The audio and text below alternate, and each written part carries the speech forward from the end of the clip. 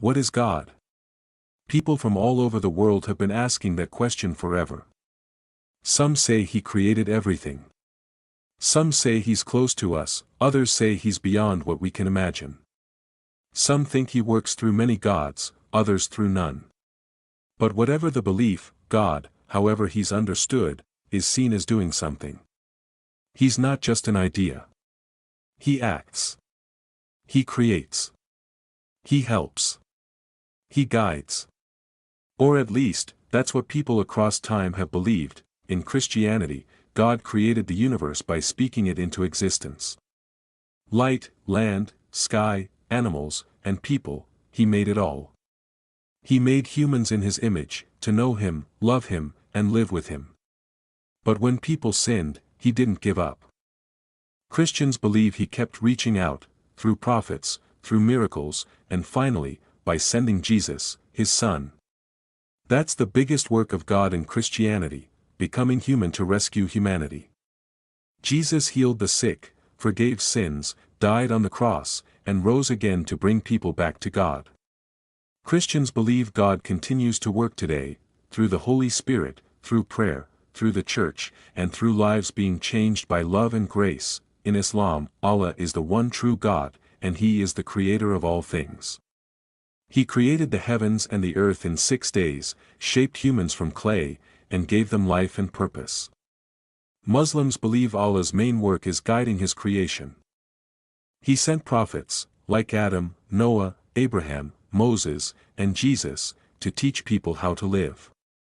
But His final messenger was Muhammad, who brought the Quran, the last and perfect message. Allah watches over everything, knows every heart, and will judge everyone one day. He forgives, provides, and protects, but He also expects people to follow His path. Muslims see His work in nature, in history, and in their own daily lives. In Hinduism, the works of God are seen in many ways, because there are many forms of Him. There's Brahman, the supreme reality behind everything. But He works through gods like Vishnu, who preserves the world, Shiva, who destroys and renews, and Brahma, who creates. These gods take forms called avatars. Vishnu came as Rama and Krishna to restore balance in times of chaos. Hindu stories, like the Ramayana and the Mahabharata, tell how these gods fight evil, protect good people, and teach wisdom. God is also seen working through karma, the law that every action has a result. He guides the soul through many lifetimes toward truth, until it's ready to return to Him. In Buddhism, there's no creator God at the center. But that doesn't mean the world is without meaning. The Buddha, who was once Prince Siddhartha, found a path to end suffering.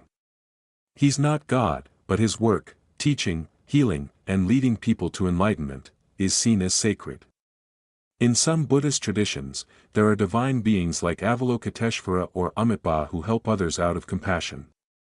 But the focus is on inner work, changing the mind, walking the path, and freeing the soul from desire and pain. That's the work Buddhists believe in, not what God does to fix the world, but what each person can do to wake up. In Judaism, God is the creator of the universe, the one who brought order out of chaos. He made the world, rested on the seventh day, and gave humans life and responsibility. But His greatest work, according to Jewish belief, is the covenant, His promise to Abraham, Isaac, and Jacob. He chose the people of Israel to be His own, not because they were perfect, but because He loved them. He freed them from slavery in Egypt, gave them His law through Moses, led them through the desert, and brought them to a new land. He sent prophets to warn and to comfort, and even when they strayed, He never gave up on them. Jews believe He is still at work today, guiding history, hearing prayer, and waiting for the day He brings lasting peace through the coming of the Messiah. In Sikhism, God is one, without form, beyond time, yet close to every heart.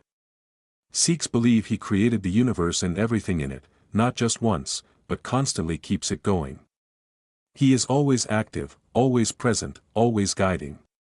He doesn't take human form like in some other religions, but He speaks through truth and love. His greatest work is giving humans the chance to remember Him, to serve others, and to live with honesty and compassion. Through the teachings of the gurus, especially Guru Nanak, he showed the path to live a spiritual life in the middle of daily life.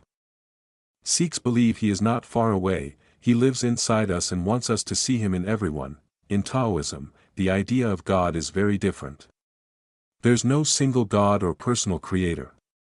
Instead, there's the Tao, the way. It's like the flow of the universe, the natural rhythm of everything.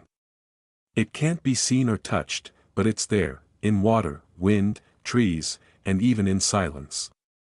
The Tao doesn't really do things the way a person does. Instead, everything just moves and balances through it. Taoists believe the best way to live is not by trying to control everything, but by following the Tao's gentle path, letting go, staying calm, and living simply. So here, the work of the divine isn't loud or visible. It's soft, quiet, and always moving beneath the surface. Shinto, the traditional religion of Japan, believes in kami, spiritual beings or gods. These kami aren't creators in the same way as in Christianity or Islam. But they're involved in life.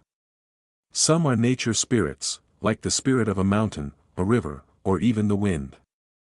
Others are ancestors or legendary heroes. Shinto doesn't talk about sin and salvation the way Christianity does. But the work of the kami is seen in blessing, protecting, and keeping harmony in the world. People give thanks, pray for health or help, and take part in rituals to stay pure and connected.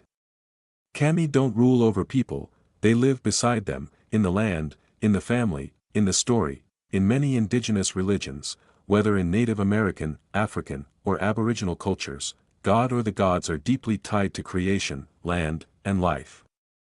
Some tribes believe in a great spirit who made the world, gave it to the people, and still watches over it.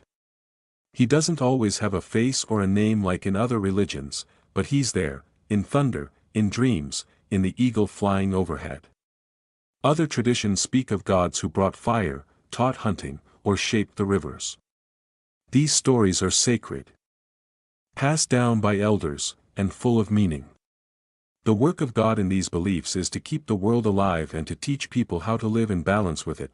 Now, for those who don't believe in God, atheists, the idea of divine work doesn't apply in the same way. Atheists believe the universe began through natural processes, not a personal creator. Life evolved, people developed cultures and laws, and the meaning of life is something we create for ourselves. There's no God handing down commands or answering prayers.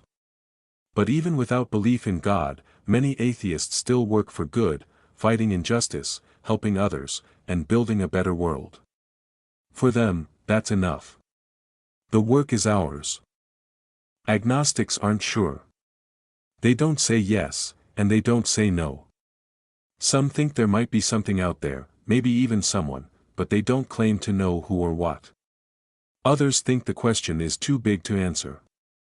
They focus more on living well in the present than trying to solve the mystery of the universe. So, what do we make of all this? So many views.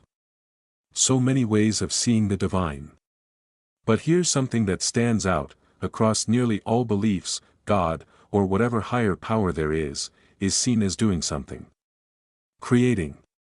Guiding. Teaching. Loving. Even in silence or in absence, people feel something moving the world. Many believe God is not only the creator but the redeemer. That his greatest work wasn't just making the stars, but saving our hearts. That he stepped into our story, not just to show us the truth, but to carry our pain, and offer forgiveness. And even now, many believe he's still working, in broken people, in second chances, in small acts of love. But no matter what we believe, one thing is clear: belief should never lead to hate.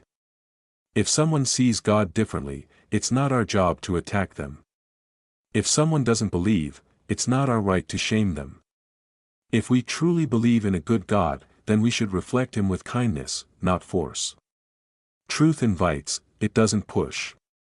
Real faith shares, it doesn't threaten. In the end, let every person walk their path. Speak your truth, live it with courage, but always with respect. Because love, not violence, is the truest sign that God is real.